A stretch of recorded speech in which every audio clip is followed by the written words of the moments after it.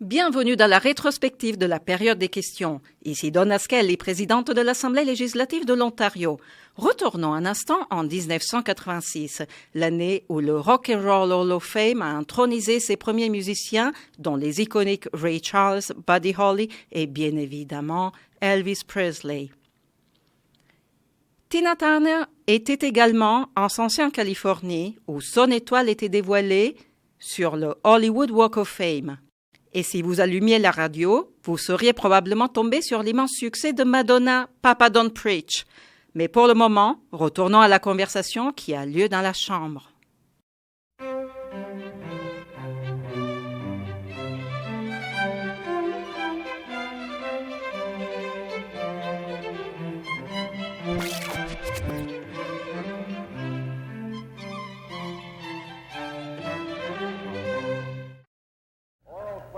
Oui, bon, je repasse. Question orale, le député de Lincoln. Merci, Monsieur le Président. Oui. J'aimerais que cette question soit traitée parce qu'il s'agit d'un problème très grave du programme de santé en Ontario. Pour ce qui est des services d'anesthésie en Ontario, par exemple, l'hôpital Saint-Joseph à Elliott Lake, Monsieur le Président, est un hôpital qui est bien équipé. Il a un personnel tout dévoué, mais ils ont un problème grave parce qu'il n'y a pas d'anesthésiste qui est là en permanence à l'hôpital. Eh bien, par exemple, avec les intempéries qui nous menacent maintenant que nous entrons dans la saison de l'hiver, il faut faire quelque chose et j'aimerais demander au ministre qu'est-ce qu'il a l'intention de faire à long terme, parce que c'est là un problème grave de l'accès aux services de santé en Ontario. Oui, je suis au courant du fait que ce genre de problème existe maintenant depuis longtemps, que cela remonte peut-être à même 12 ans, voire même plus. J'ai eu l'occasion de rencontrer les personnes, les représentants de l'hôpital Saint-Joseph, et ils m'ont certes parlé de leurs préoccupations. J'ai rencontré 2 membres de la communauté de Elliott Lake alors qu'ils étaient à Toronto, qu'ils étaient participants à une conférence, ou à un programme plus précisément, et ils m'ont parlé de leurs préoccupations. Certes, on leur a offert un appui, certains contacts, et certains représentants du programme ont également aidé, le Dr. Copen, par exemple.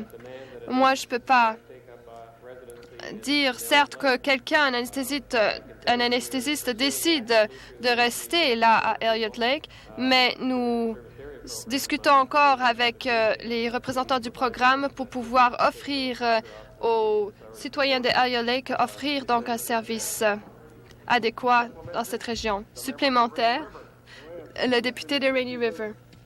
Merci, Monsieur le Président. Le ministre de la Santé nous parle d'une étude qui va mettre sur pied un certain programme qui va permettre aux patients de se déplacer dans les centres plus grands de l'Ontario pour des opérations. Il faut prendre 2 jours de congé de son travail. Il y a les frais de transport et de logement. Qu'est-ce que le ministre a l'intention de faire pour aider les hôpitaux à pouvoir effectuer ce type d'opération et faciliter la vie de ces gens-là? Monsieur le ministre, Monsieur le Président, en ce qui concerne le problème de l'opération des amygdales, c'est quelque chose dont on m'a parlé récemment et je suis en train d'étudier cette question. Vous savez qu'une des questions qu'on a étudiées, c'était la possibilité d'offrir de transport à ces patients. Et nous sommes en train d'étudier le réseau de transport dans le Nord. Et je peux dire à l'honorable député qu'en fait, nous avons pris des mesures pour assurer que les gens qui doivent voyager pourront le faire sans problème.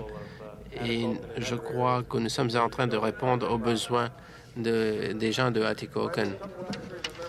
Dernière question supplémentaire, le député de Nipissing. Monsieur le Président, le ministre a parlé d'accessibilité à des soins de qualité dans le nord de l'Ontario, mais il ne sait pas que les soins, la qualité détériore d'un jour à l'autre. Jusqu'à présent, North Bay avait 4 anesthésistes pour les soins, pour les épidurales.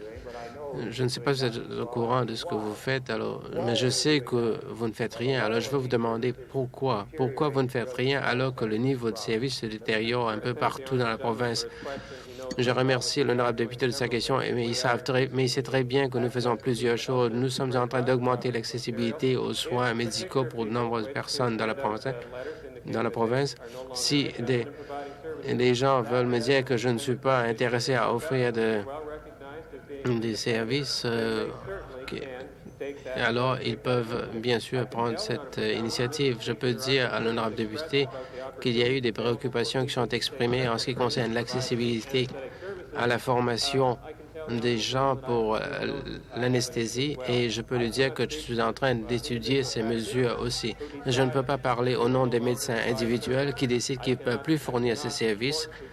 Je ne peux pas forcer des gens à offrir certains services s'ils ne veulent pas le faire. Nouvelle question. À l'ordre, le député de Leeds. Ma question s'adresse au ministre du Commerce, de l'Industrie et de la Technologie. Je voudrais poser une question au ministre à propos du 900 000 $ qui a été offert par la société de développement à une compagnie qui s'appelle Document Circuits à Kingston. Il y avait une condition que la compagnie n'avait pas respectée en transférant des ordinateurs en Californie. Cela est une violation de l'accord et j'aimerais demander qu'est-ce que le ministre va faire pour récupérer ces 900 000 $. Merci, Monsieur le Président. Je suis au courant de ce cas en particulier. Je connais les circonstances et on parle aussi de transfert de technologies et de matériel aux États-Unis. Je peux vous dire que notre ministère travaille en étroite collaboration avec la compagnie et les personnes concernées et j'espère que la compagnie sera restructurée afin de recevoir de l'aide supplémentaire de OCDE. En ce qui concerne, il faut savoir que cette société appartient à la population de l'Ontario. Si j'ai bien compris, le gouvernement a dû lancer un ultimatum pour veiller à ce que la technologie reste au Canada. La technologie développée avec l'argent des contribuables ne devrait pas être expédiée aux États-Unis. Est-ce que le ministre est satisfait de ce type de chantage ou est-ce qu'il a l'intention de prendre des mesures légales et pour assurer que la technologie reste à Kingston? Encore une fois, je peux déclarer aux députés que nous sommes en train de prendre les mesures nécessaires et nous espérons que la technologie qui a été transférée sera retournée dans la région de Kingston et la compagnie sera encore en mesure d'embaucher des gens de la région de Kingston. Dernière question supplémentaire. L'espoir, c'est un mot favori du ministre, mais nous avons vu qu'il y a eu un transfert de technologie vers les États-Unis. Récemment, Mytel avait annoncé qu'ils ont l'intention de remercier 300 personnes de la région de Renfrew et ils vont transférer leurs investissements aux États-Unis. Cela veut dire qu'il y aura une exportation de 17,5 millions de $. Compte tenu de ces merveilles, est-ce que le ministre peut nous déclarer qu'est-ce qu'il a l'intention de faire pour assurer que l'Ontario devienne un paradis de haute technologie comme ils ont promis en avril? Monsieur le Président, je veux dire aux députés que je ne crois pas qu'il y ait eu une période dans l'histoire de l'Ontario où il y a eu tellement de progrès de haute technologie qui ont été faits. À la présentation du Conseil du Premier ministre, on fait beaucoup pour la province et Kingston et toute la province de l'Ontario partagent cette prospérité. Nouvelle question.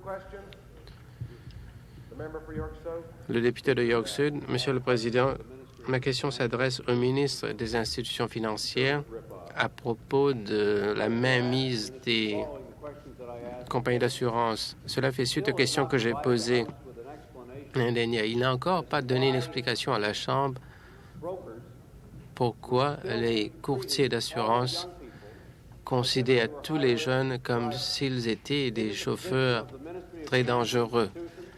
Est-ce l'opinion du ministre que tous les gens âgés de moins de 25 ans sont des chauffeurs dangereux? Monsieur le Président, le chef du troisième parti doit savoir qu'au sein de l'industrie de l'assurance, ils ont des catégories pour les risques. Tous les jeunes hommes âgés de moins de 25 ans constituent un risque très élevé. Je ne dis pas que je suis d'accord avec eux, mais c'est ce qu'ils font. Cela a été contesté devant un tribunal et le juge avait décidé en faveur du jeune homme qui l'avait contesté. On fait appel actuellement, mais je crois que ce qu'on fait maintenant, c'est on essaie d'élaborer une base actuaire pour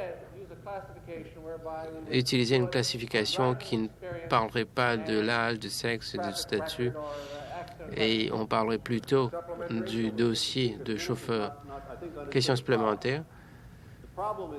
Je crois que le ministre ne voit pas le problème. Il s'agit là d'un cas de discrimination envers les gens âgés de moins de 25 ans. C'est un problème. On avait discuté de ça hier. Aujourd'hui, je voudrais demander au ministre de traiter d'un autre problème. C'est le fait que même au sein de cette catégorie des gens entre 16 et 25 ans, même au sein de cette catégorie, les courtiers continuent de se référer à ces chauffeurs comme ils ne parlent pas du fait qu'ils payent entre 2000 à 2200, mais on les considère comme des chauffeurs dangereux, comme des chauffeurs à risque élevé.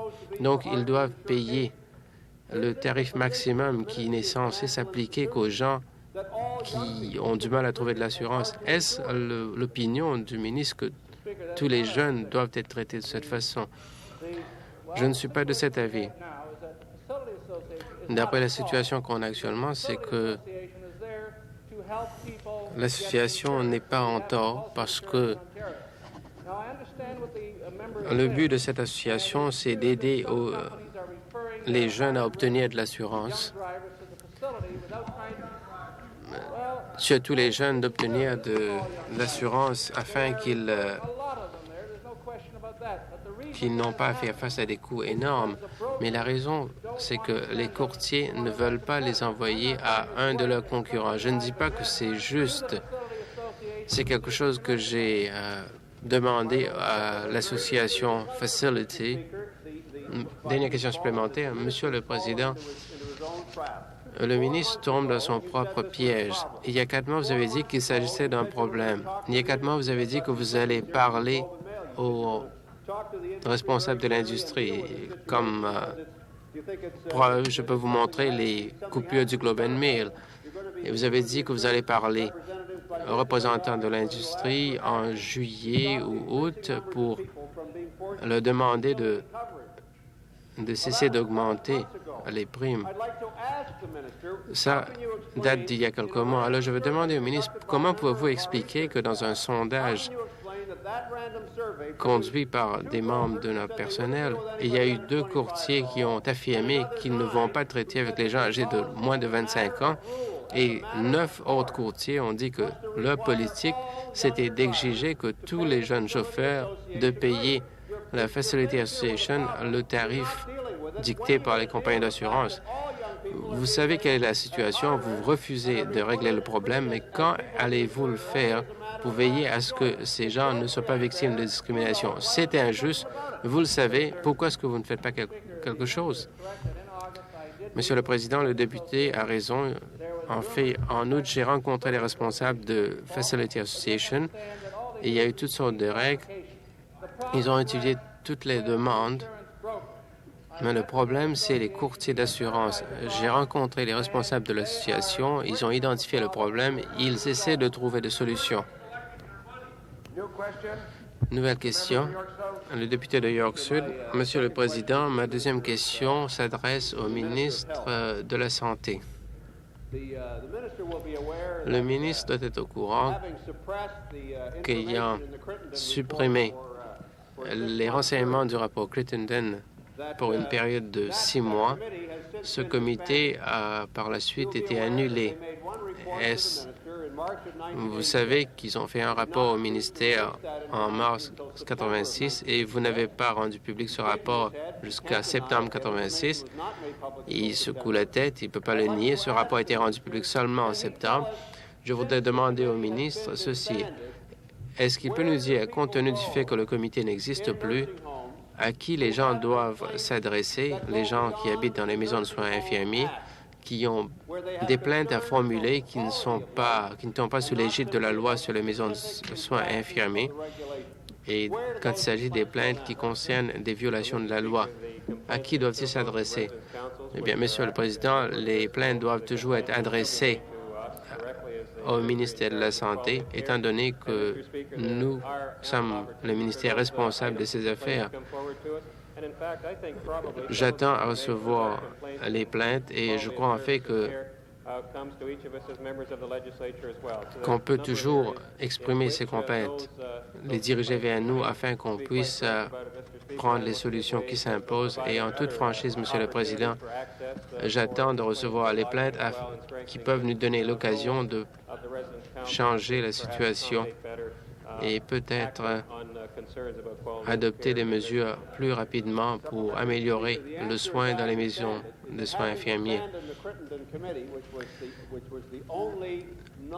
Comme le Crittenden Committee n'existe plus, qui en fait était le seul outil qui pouvait servir à veiller à ce que la loi soit respectée, est-ce que le ministre pourra nous dire pourquoi il n'y a-t-il plus de méthode de régler les questions? J'ai deux rapports ici sur 2 maisons de soins infirmiers et il y a toutes sortes de correspondances qui datent de plusieurs années en ce qui concerne les 2 maisons de soins infirmiers. Je peux présenter le même type de documentation pour plusieurs autres maisons de soins infirmiers de la province. J'aimerais savoir ce que le ministre a l'intention de faire pour assurer à ce que ces plaintes soient étudiées de manière indépendante par un groupe de personnes qui ont l'intérêt de ces résidents à cœur, qui n'ont aucun lien avec le ministère de la Santé, qui sont indépendants et qui sont prêts à se battre pour le bien-être de résidents de ces maisons. Monsieur le Président, le député sait que ces plaintes peuvent être formulées par plusieurs personnes qui sont indépendants du ministère de la Santé. Le ministre de la Santé, bien sûr, accorde son soutien aux gens qui formulent ces plaintes. Je dis encore que ces plaintes peuvent être adressées directement à moi en tant que ministre, à d'autres groupes qui sont là pour traiter de ces plaintes. Et je sais qu'il y a d'autres méthodes, il y a d'autres possibilités de formuler des plaintes. Je peux le dire que cela ne va pas causer de surprise ici et je crois que nous accueillons ces plaintes parce que cela va nous aider à adopter des mesures pour assurer que le soin offert par ces maisons sont de haute qualité. Et votre comité devrait exprimer les modifications qu'ils veulent qu'on adopte, et tout ça à propos de la qualité des soins infirmiers. Dernière question supplémentaire. Je veux tout simplement clarifier ce que le ministre avait dit. Il y a eu une série de modifications que nous avons demandées. D'abord, il n'y a pas de charte de droit pour les résidents. Deuxièmement, il n'y a aucune méthode qui permet aux résidents de se plaindre de la qualité de la vie. Et il n'y a pas de charte de droit et il n'y a pas de méthode de remédier à la situation pour ceux dont les plaintes dépassent le cadre de la loi sur les maisons de soins infirmiers. Il a vu le rapport, je sais, tout comme le procureur général a vu les recommandations de Concerned Friends en ce qui concerne l'établissement d'un plan qu'on a appelé Advocacy Ontario, qui traitera de tous les problèmes de ceux qui habitent dans les maisons de soins infirmiers de l'Ontario, qui sont vulnérables, qui n'ont pas un autre endroit pour se rendre et qui n'ont pas les moyens non plus à ce que la situation soit remédiée. Je voudrais demander encore une fois, quelle est la position du ministère de la Santé en ce qui concerne l'Advocacy Ontario et pourquoi est-ce que vous et votre ministère hésitent tellement à prendre des mesures, surtout après 42 ans de gouvernement conservateur? Pourquoi est-ce que vous préférez ne rien faire pour régler les problèmes alors que c'est si pressant? Eh bien, Monsieur le Président, comme c'est son habitude avec le député, le chef du troisième parti, il a mal interprété totalement ce qui s'est passé. Il refuse d'accepter le fait que nous avons augmenté l'occasion pour les personnes âgées de formuler leur plainte. Il refuse de reconnaître qu'il y a des possibilités en dehors des maisons de soins infirmiers pour accorder des soins aux personnes âgées. Il sait très bien, comme le député de London North qui est responsable des personnes âgées, il connaît très bien quelle stratégie on a mis sur pied, on était en train d'élaborer. Par conséquent, je peux dire à l'honorable député que nous sommes très actifs en ce qui concerne de nouveaux programmes pour assurer de meilleurs services pour la population de l'Ontario. Et en fait, quand il y a eu des préoccupations qui sont exprimées, nous quittons les sentiers battus pour essayer de remédier à la situation. Nous voulons augmenter les possibilités aux gens pour formuler leurs plaintes. Je peux dire à l'honorable député, monsieur, qu'il n'est pas au courant de tout ce qu'on a fait en ce qui concerne les modifications à propos de la loi sur les maisons infirmières. Et je veux augmenter le nombre de possibilités pour les personnes âgées dans la province. Nouvelle question. Le député de Fort William. Monsieur le Président, j'ai une question qui s'adresse au ministre de l'Industrie du Commerce. Plus tôt, on a vu qu'une usine serait fermée dans la région de Great Lake Forest et que 50 emplois seraient perdus. Ceci est les résultats de l'action du gouvernement à Thunder Bay, donc. Qu'allez-vous faire, donc, pour ces emplois de Thunder Bay, étant donné ce qui a été pris, les mesures prises à l'ESRA du bois d'œuvre en Ontario? Monsieur le Président, certes, la préoccupation de l'honorable député me touche. Nous sommes certes préoccupés par les pertes d'emplois, mais ceci, certes, nous perturbe que ces emplois soient perdus, même si c'est seulement pour un certain temps. Nous allons, certes, nous battre pour cette cause-ci. Nous avons déjà été à Ottawa. Nous avons un certain pourparlers avec les représentants de l'industrie. Et mardi prochain, nous allons rencontrer le ministre fédéral pour le commerce. Supplémentaire, député de Cochrane-Sud. Monsieur le Président, s'adresse à la question donc du ministère de Commerce. Ce ministre et ce gouvernement, voilà 4 mois, ont cherché à mettre une distance entre le gouvernement fédéral et ce gouvernement-ci par rapport à ce qui se passe à Washington. Maintenant, le ministre indique que ceci a été reporté à un niveau fédéral et que ce n'est pas de lui que relève le sort de ces emplois en Ontario. Pourquoi est-ce que vous allez à Washington? Pourquoi est-ce qu'il n'y aurait pas une réunion? Pourquoi est-ce que vous restez à l'écart alors que pendant ce temps, on perd tous ces emplois en Ontario? Pourquoi est-ce que vous n'agissez pas? Je crois que c'était la question qui a été posée hier par le député et la réponse est semblable à celle que j'ai donnée hier. Nous continuons à nous battre. Nous avons été à Washington, nous avons continué la lutte et nous allons continuer à discuter avec le gouvernement fédéral et les autres représentants du secteur. Micro, à l'ordre. À l'ordre. Le député de Oakland, vous avez une question à poser? Merci, le Président. Ma question s'adresse au ministre du Logement. Monsieur le ministre, étant donné que le 5 août, vous avez indiqué à l'Association de Croxton Boulevard que les bâtisses ne sont pas exemptées de la loi, et je cite ce que vous venez de dire. Mais le 22 septembre de cette année, le solliciteur des affaires municipales et coordonnatrice donc, a indiqué aux locataires que nous pensons que ces bâtiments ne rentrent pas dans le cadre de cette loi. Est-ce que vous pouvez nous dire, Monsieur le ministre, qui doivent croire donc ces locataires? La décision de vos bureaucrates ou encore votre parole? Merci, Monsieur le ministre. J'aimerais dire à l'honorable député que s'il me renvoyait cette cause, je pourrais l'examiner.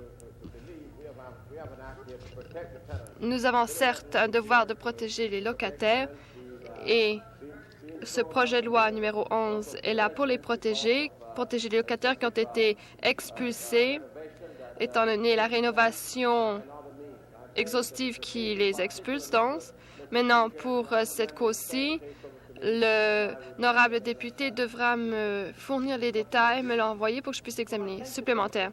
Je remercie le ministre de me demander d'envoyer cette cause et que je l'examinerai. Mais quoi qu'il en soit, c'est que le ministre devrait savoir que le 9 octobre, au cabinet même, vous avez changé les règles qui s'appliquent et qui, en fait, retirent les droits des locataires. Et lorsque on doit mettre à l'épreuve le projet numéro 11, vous avez changé les règles du jeu.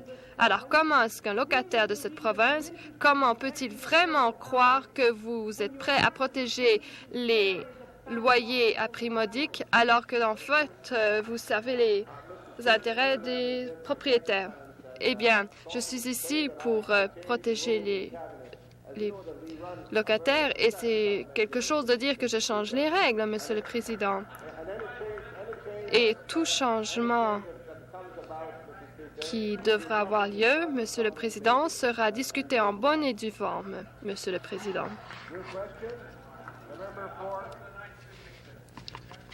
Le député Lincoln aimerait poser une question. Merci, Monsieur le Président. Ma question s'adresse au ministre responsable des questions féminines. Est-ce qu'il existe un tel ministre? Oui, nous parlons donc de l'équité salariale. Et ma question, j'aimerais la poser afin qu'on puisse avoir une réponse positive ainsi qu'un échéancier. Parfois, on voit des différences de 70 sous entre les physiothérapeutes qui demandent des frais par l'entremise de OHIP et ceux qui demandent par l'entremise des médecins. Et je demande si le ministre responsable pour les affaires, les questions féminines, désire corriger ce clivage. Monsieur le Président, c'est une question très à propos et puis certes, cela nous préoccupe tous. Il est au courant que le projet de loi 105 est en ce moment discuté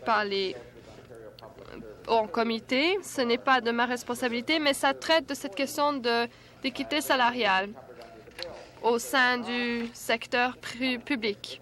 Et si ce n'est pas le cas, j'arrive. S'il ne s'agit pas donc de fonctionnaires, dans ce cas-là, on aura un autre projet de loi plus large qui sera déposé en Chambre en temps et lieu supplémentaire. Et je remercie le ministre de son petit sermon et j'aimerais simplement lui dire qu'il n'y a pas une demande de projet de loi pour corriger ce clivage. C'est une profession constituée surtout de femmes.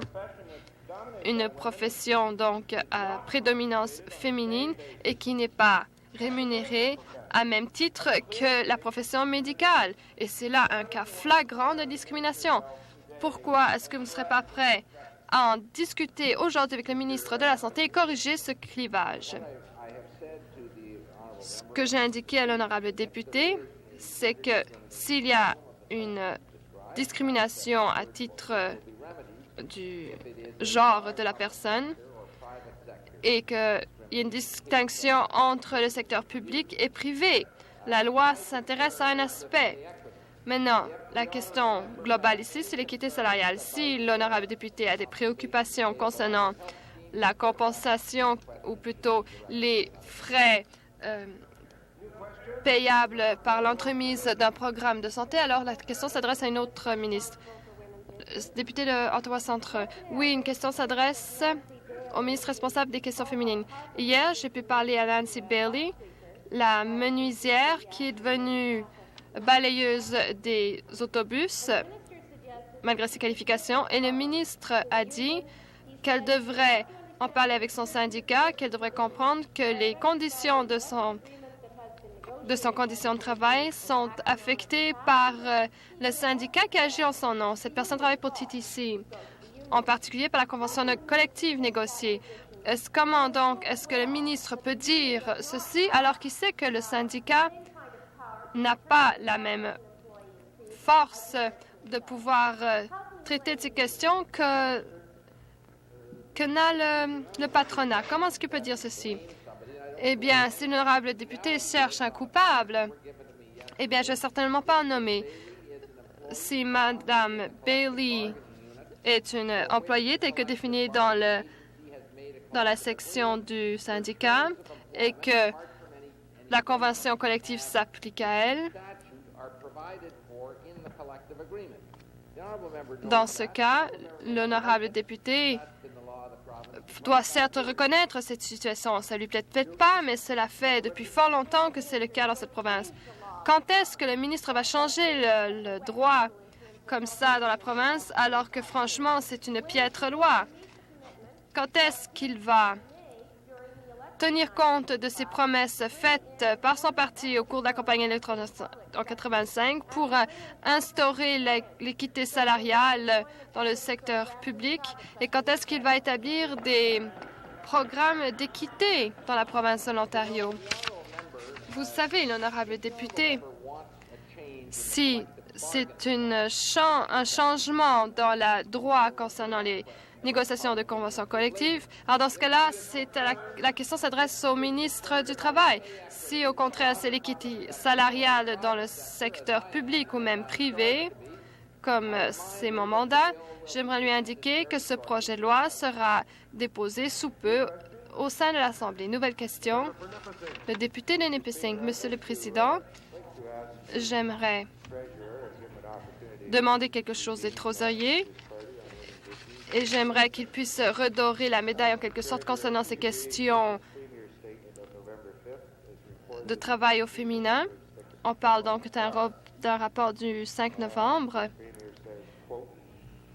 rapport du Toronto Star ou article, et on a indiqué que on a en fait l'argent. On dispose de cet argent. Êtes-vous d'accord? Oui, je serais d'accord avec ce qui a été dit. Et parfois, lorsque je ne suis pas d'accord, je change d'avis. Je crois que le premier ministre faisait allusion ici au financement nécessaire pour un projet de loi concernant l'équité salariale plus globale. Le procureur général faisait allusion tout à l'heure. On va le présenter sous peu. Le budget de la province cette année et le budget prévu pour l'année prochaine est un budget de quelques dollars de moins que 100 milliards de dollars, entre 80 et 90 milliards de dollars. Et s'il y a un autre projet de loi et qu'on a besoin des deniers publics pour, alors dans ce cas-là, il faudra aviser.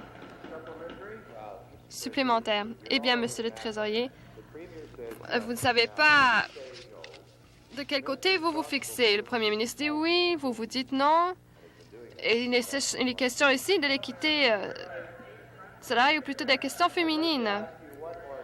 J'aimerais vous poser une dernière fois. Le premier ministre était très clair à cet égard. Il a indiqué c'était une promesse électorale et le gouvernement a l'argent. Et l'argent existe maintenant. Pourquoi alors est-ce que vous continuez à ne pas être d'accord avec votre propre ministre alors vous dites qu'on n'a pas l'argent, on n'a pas tenu compte de ceci dans le budget cette année? Eh bien, Monsieur le Président, le gouvernement a l'argent pour payer pour les coûts de toute mesure prise dans ce gouvernement et qui soit appuyé par la recommandation telle qu'on la prenne. C'est démocratique, c'est parlementaire. Le député de Lakeshore. Eh bien, j'étais fort intéressante d'entendre le premier ministre de dire au Conseil de l'Ontario qu'il était prêt à appuyer un fonds des eaux usées dans certaines régions de l'Ontario. Mais nous savons que ce fonds du fédéral et du provincial prend du temps. J'aimerais demander au premier ministre s'il est prêt également à voir aux États-Unis ce qui se passe afin qu'on puisse avoir une industrie qui va donc nettoyer ceci en Ontario. Eh bien, je suis contente de voir que notre députée est d'accord avec ceci, puis elle sera au courant qu'on a suggéré un fonds national et l'idée a été fort bien accueillie. Et ses homologues également sont d'accord. Et en ce moment, il y a une étude en cours afin d'examiner cette question. Et je comprends que, certes, beaucoup de personnes y participent. Maintenant, pour cette idée d'avoir un fonds provincial, certes, ce n'est pas une question que l'on refuse à but pour point comme ça, mais de traiter ceci à l'échelle nationale, c'est peut-être pas une bonne question. Comme vous savez, tout le monde se trouve sur un pied d'égalité et c'est certes notre intention. Et lorsqu'on peut le faire, nous cherchons à œuvrer avec le gouvernement fédéral et les autres provinciales, mais c'est difficile si le gouvernement fédéral rend la chose difficile parfois. Mais nous savons faire preuve de patience et nous savons également faire preuve de leadership dans toutes les autres questions et je suis sûre que l'honorable député peut y voir. Supplémentaire. Eh bien, Monsieur le Président, ce sur quoi tous les ministres se sont mis d'accord, c'est d'étudier la possibilité, la faisabilité d'avoir un tel fonds. Et j'aimerais dire qu'en Ontario, nous faisons énormément, nous créons beaucoup de ces déchets. Nous en envoyons au Québec, nous en envoyons ailleurs. Et par exemple, ceci peut coûter 1,2 milliard de dollars pour traiter de 105 sites dans l'État de New York. Pourquoi est-ce que le premier ministre ne pense pas que l'Ontario a aussi la responsabilité de nettoyer ces dégâts dans le cas même de sa province? Eh bien, j'aime voir la ferveur dont fait preuve l'honorable député d'en face. Ceci doit se passer à l'échelle de l'Amérique du Nord. Et j'aimerais remercier le député d'en face d'avoir contribué tant lorsque parfois le ministre a besoin de cette aide. Mais ce n'est pas une possibilité que nous refutons. Certes, nous avons une responsabilité, mais j'aimerais indiquer à l'honorable collègue que certes, parfois cela crée des difficultés et nous préférons œuvrer au niveau national. Nous n'étions pas très heureux aussi. Certes, nous progressons dans cette direction, mais j'aimerais dire que manifestement, nous n'allons pas attendre ad vitam aeternam. Il y a d'autres questions également dont il faut traiter. Et certes, ce gouvernement n'attend pas toujours que le gouvernement fédéral agisse. Nous savons faire preuve de leadership, mais nous aimons quand même travailler avec nos provinces, les autres provinces. Nouvelle question, député d'Ottawa-Ouest. Ma question s'adresse au ministre des Services sociaux et services communautaires.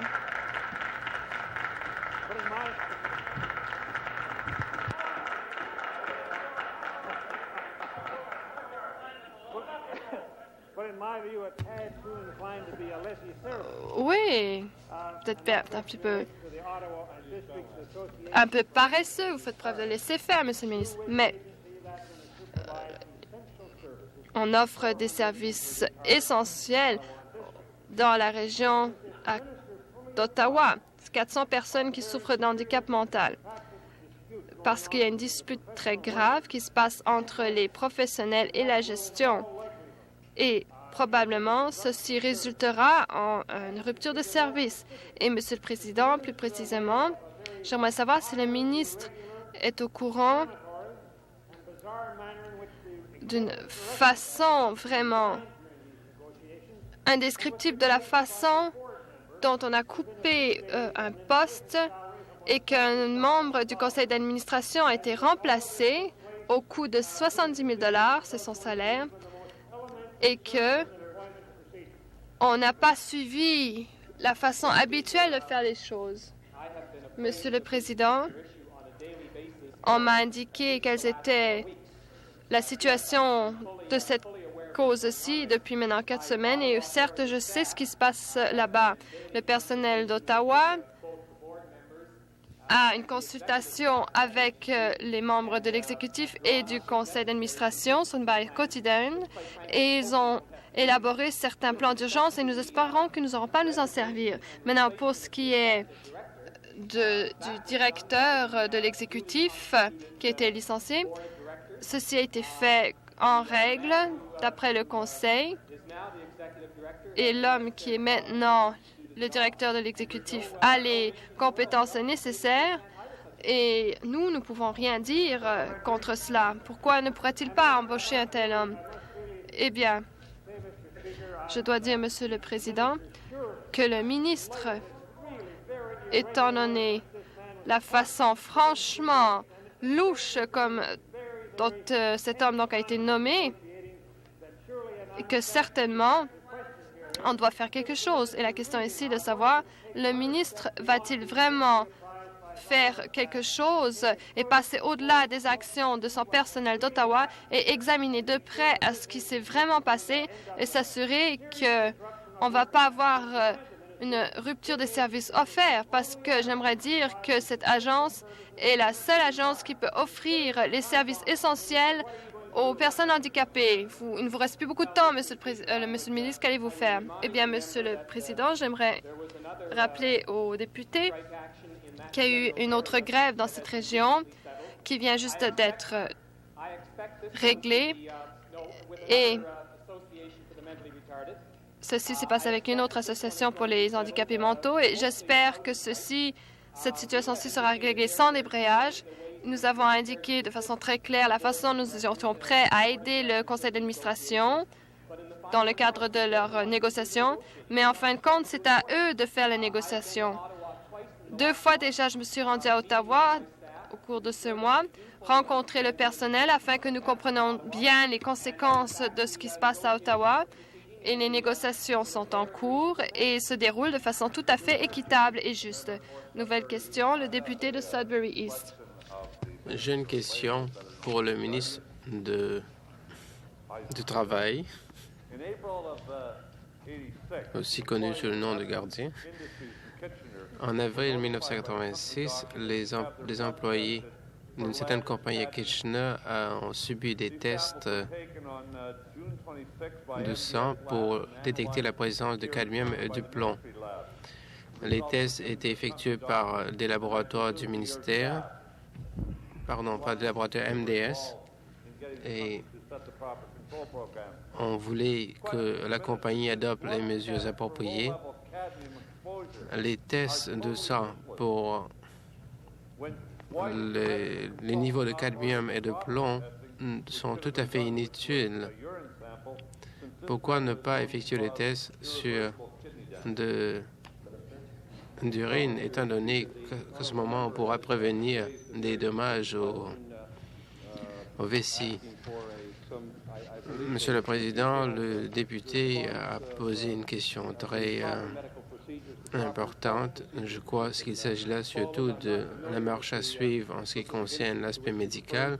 Je ne suis pas au courant des circonstances dont il parle, mais je vais les étudier et ensuite je vais lui donner une réponse bientôt.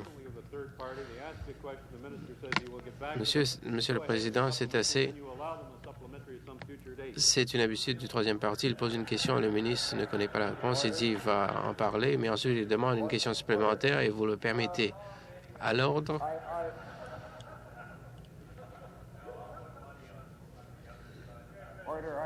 À l'ordre. En ce qui concerne ce rappel au règlement, sur ce rappel au règlement, j'aimerais rappeler aux députés que j'avais pris une décision plus tôt qu'il ne devait pas y avoir une question supplémentaire, mais les députés avaient insisté qu'il devait y avoir une question supplémentaire. C'est pour ça que je l'ai permise.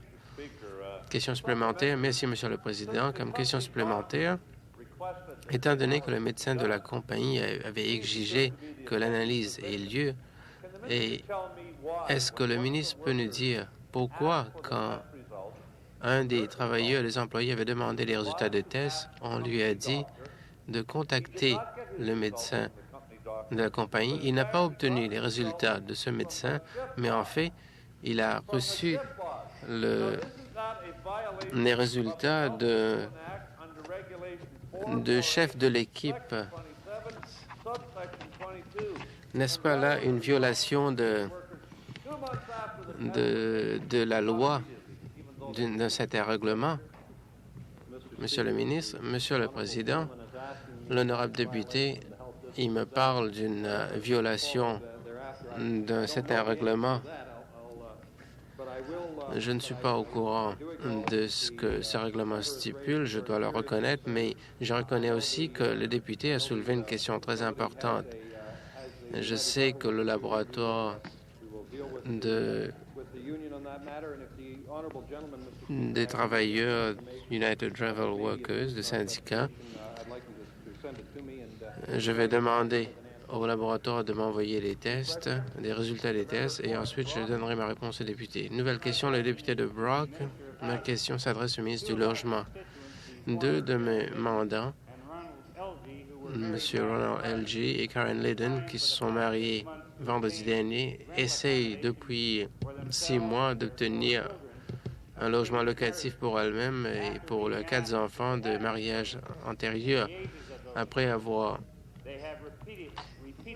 Après que les propriétaires ont demandé l'âge des enfants, on a refusé de fournir des logements locatifs à cette famille. Qu'est-ce que le gouvernement entend faire pour assurer que de telles situations n'aient pas lieu et que les enfants ne soient pas considérés comme des citoyens de 2e classe en Ontario? Monsieur le ministre, Monsieur le Président, encore une fois,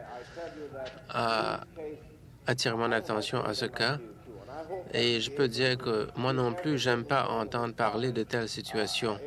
Et j'espère qu'il arrivera un moment dans cette province que tout le monde pourra avoir accès au logement. Mais il y a beaucoup de négligence en ce qui concerne le logement. Et ce que nous avons fait, Monsieur le Président, nous avons mis de l'avant une politique très dynamique et on a encouragé la construction de logements locatifs de presque 3 000, qui se chiffre à presque 3 000. Et, Monsieur le Président, j'ai déjà annoncé ces politiques et de nombreux tracteurs déjà sont engagés dans la construction de logements locatifs. Le député dit que je ne sais pas de quoi je parle. Je voudrais lui dire, Monsieur le Président, quand les conservateurs étaient au pouvoir, ils avaient fait preuve de tant de négligence qu'on ne peut pas s'attendre à ce qu'on change la situation entièrement en 18 mois. Question supplémentaire. Monsieur le Président, peut-être si le ministre s'occupait du présent, on n'aurait peut-être pas ces problèmes de nos jours. Le ministre avait dit que le projet de loi 7 comprend une disposition qui va régler ce problème. Qu'est-ce que le ministre fait pour assurer que ce projet de loi soit présenté à la Chambre pour étude le plus vite possible? Le ministre? Comme vous le savez, Monsieur le Président, cela m'inquiète bien sûr qu'il n'y ait pas de discrimination envers qui que ce soit du fait qu'ils soient jeunes ou qu'il s'agisse des femmes, afin que tout le monde puisse avoir accès à ces logements. Et vous savez très bien qu'en plus de cela, nous sommes en train d'augmenter le nombre de logements locatifs disponibles. Il y a de logements pour des femmes battues, pour toutes sortes de personnes qui ont été négligées par le passé. Je ne veux pas rester sur le passé, Monsieur le Président. Je veux dire que nous sommes très actifs et nous essayons de régler ce problème. Vous n'avez qu'à regarder au fur et à mesure que nous progressons et nous essayons de régler ces problèmes. Le député à Londres. À Londres. Peut-être que le député de Sudbury-Est va permettre au député de Scarborough North de poser la question. Vous applaudissez, mais lui, il devra peut-être faire le nettoyage.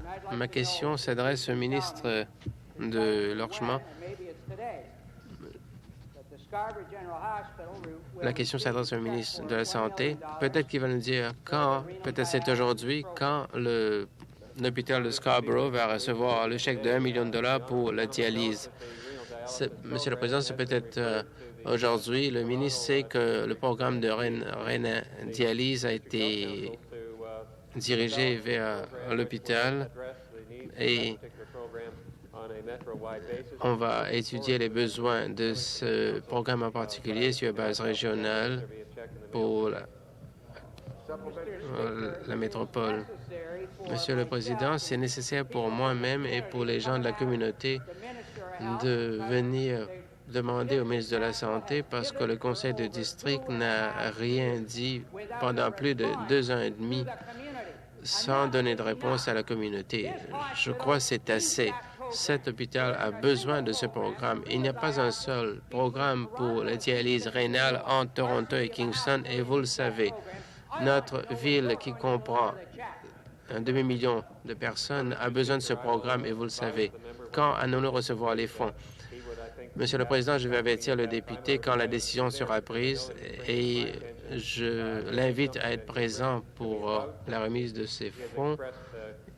Et je sais qu'il a exprimé un intérêt très profond, tout comme mes collègues de la région. Et je peux dire que les besoins de cette région sont très connus à moi et je peux reconnaître qu'il n'est pas le seul. Les députés des autres comtés de Scarborough travaillent activement à la promotion de ce programme et j'attends les recommandations du Conseil. Nouvelle question. Un député de Rainy River. Monsieur le Président, ma question s'adresse au ministre de l'Industrie, du Commerce et de la Technologie. Le gouvernement a décidé d'accorder un contrat de 50 000 $ à une firme américaine pour l'étude des phosphates dans le nord de l'Ontario, malgré le fait qu'il y a eu des compagnies ontariennes qui ont fait la demande. 4 compagnies en tout. 2 des compagnies étaient retenues pour la fin, mais une compagnie américaine a été choisie. Est-ce que le ministre pourrait nous expliquer pourquoi le gouvernement n'a pas tenu sa promesse et accordé le contrat à une firme américaine, malgré que de nombreuses firmes ontariennes ont fait la demande? Monsieur le Président, si le député pourrait nous fournir tous les renseignements dont il dispose à ce sujet, je pourrais lui répondre. Question supplémentaire. Monsieur le Président, question supplémentaire. Je ne peux pas comprendre comment le gouvernement, d'une façon, peut mettre l'accent sur l'indépendance, la croissance économique du Nord et ensuite accorder des contrats à une firme américaine. Est-ce que le ministre peut réaffirmer son engagement et peut nous dire que la croissance économique et le développement du Nord seront accordés la priorité en ce qui concerne les contrats comme celui-ci? Comme j'avais dit plus tôt, je serais content d'étudier le cas et je donnerai une réponse au député plus tard. Nouvelle question, le député de Bellwoods. Merci, Monsieur le Président. Ma question s'adresse au ministre du Travail à propos de réformes qu'on ne cesse de renvoyer au calendrier grec.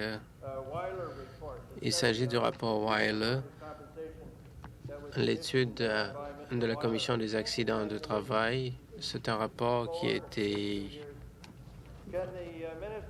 terminé en 1984. Est-ce que le ministre peut nous dire s'il a reçu le rapport de M. Weiler et quand est-ce qu'il compte le rendre public? Oui, j'ai reçu le rapport. Je voudrais indiquer à l'honorable député et à la Chambre que j'ai reçu une copie du rapport de M. Weiler et je n'ai pas eu l'occasion de l'étudier avec M. Weiler.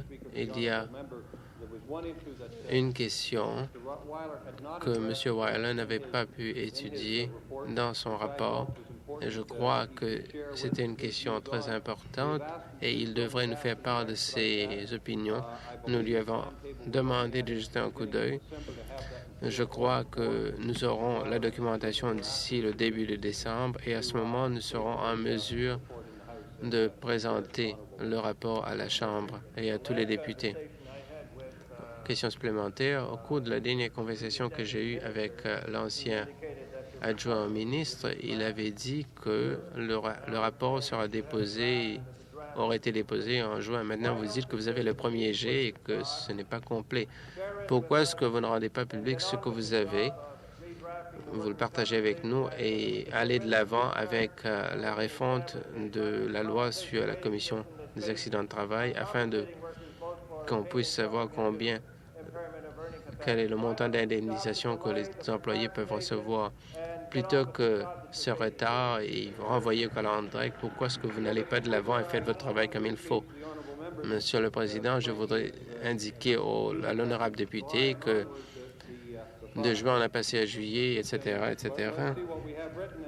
Nous devons étudier un peu qu'est-ce qu'il y a dans ce rapport avant de le rendre public. Mais je vais dire à l'honorable député que la question que M. Weiler n'avait pas étudiée est une question très importante qui mérite d'être étudiée et je suis sûr que les critiques seront d'accord. Il y a eu un certain nombre d'études qui font partie intégrante de ce rapport qui n'étaient pas disponibles jusqu'à septembre. Je crois que l'honorable député, qui connaît très bien les questions d'indemnisation aux travailleurs qui sont handicapés à la suite de leur travail, il s'agit là d'une question très importante. Je veux obtenir un rapport qui soit le plus complet possible et les députés. Et nous allons l'étudier avant de le présenter aux députés de la Chambre. J'espère pouvoir le faire d'ici le mois prochain. Nouvelle question, le député de Hastings-Peterborough. Monsieur le Président, ma question s'adresse au procureur général. Monsieur le ministre, je vous ai écrit il y a environ 2 mois pour vous demander de rencontrer le conseil du village de Médoc concernant la fermeture d'une certaine institution de cet endroit. J'ai aucun dossier en ce qui concerne cette question et j'aimerais recevoir davantage de renseignements avant de lui répondre. Ils disent que vous avez reçu une lettre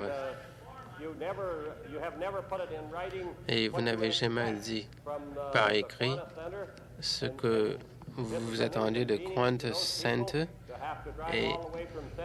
et cela rend la vie difficile à ces gens-là parce qu'ils doivent se rendre jusqu'à Hastings pour le tribunal provincial. Pensez-vous que ce soit juste? Je suis sûr que l'honorable député connaisse très bien les problèmes de fermeture de tribunal. Surtout, c'est injuste pour les communautés qui sont impliquées. Comme il sait très bien, les cours ne siègent peut-être une fois par semaine. Je crois que c'est pas possible.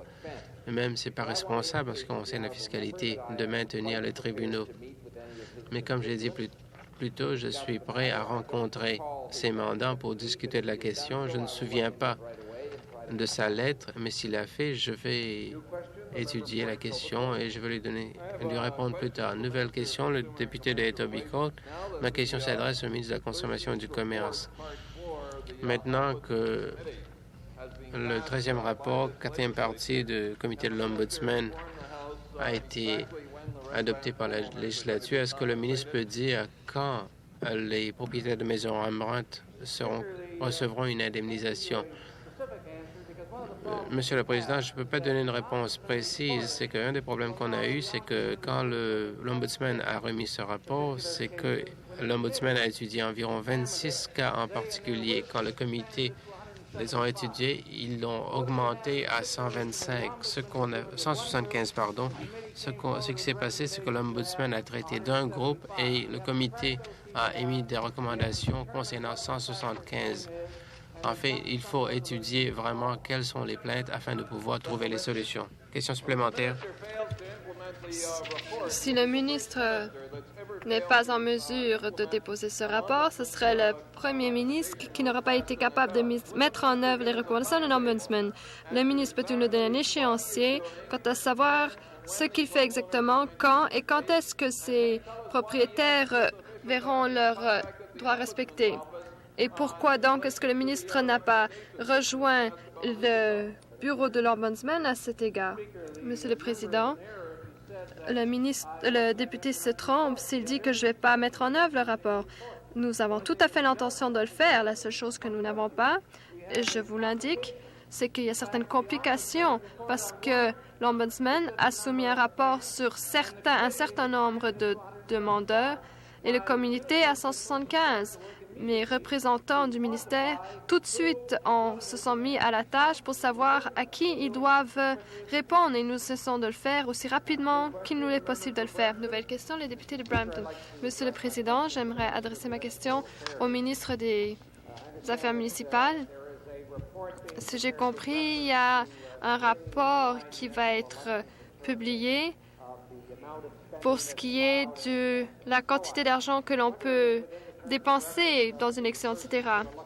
Et je me demande si, en examinant ce rapport, on pense à utiliser le même type d'analogie au niveau fédéral et municipal pour ce qui est des fonds disponibles pour que les personnes qui se présentent aux élections puissent, lorsqu'elles sont élues, récupérer l'argent que cela leur a coûté.